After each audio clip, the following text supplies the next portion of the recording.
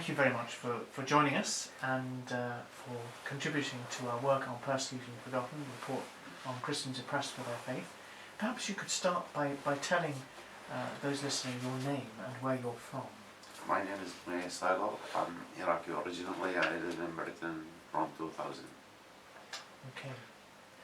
And I understand that last year something quite awful happened to your father.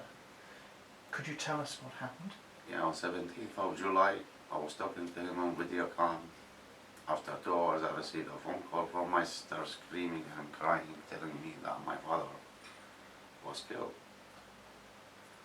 And after that, they threatened my brother family to don't complain to the officials.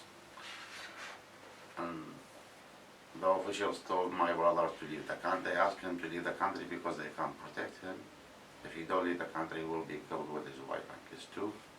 So he had to leave the country, flee to Jordan, and seeking help from United Nations over there. But still, I got my sister back home with her family, also with her husband and kids.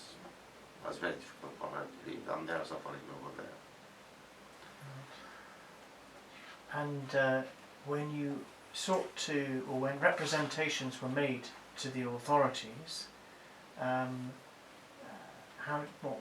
what happened as a result of that? You were explaining before. Yeah, well, the authorities, they sent after my brother to tell him who's the killers and the other stories. And they asked him to sign the paper to capture the killers.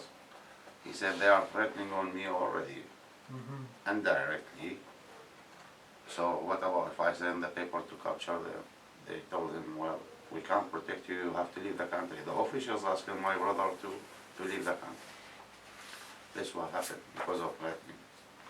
And this is what's going on in most of Christian in Baghdad till today. Very, very sad situation. And what is it like with your father and many of your family in Baghdad? You also have family who went to Mosul as well. And can you tell? There's a story I know to do with 2 young boys. Yeah, I got many cousins. They have leave Mosul city or the villages around Mosul, where is the Kurdish area called Kurdistan, like Erbil or Duhok. And we got many cousins being killed there or captured, or they have to. I mean, everybody has to flee the city or the village, where it's a safe area. Otherwise, they've been killed by ISIS. And they're blowing up the churches and even the graves. This is what they're doing over there till today. Right. And the two brothers, the story of the 2 brothers? Yeah, the 2 brothers, they been kidnapped. That was 2 years ago. They went there to do some work? They went, yeah, from the village to city center of Mosul to work there, but they captured them, the ISIS militia or whatever their names is Muslim militias, and they killed them because they are Christian, just because of their faith. How do you know that it was the Christian faith that was the reason for them being killed? Well, they were going around the city, they were saying from that time, this is no place for Christian people to live here, you have to get out of the country. Right. This is what they were doing, threatening on Christians.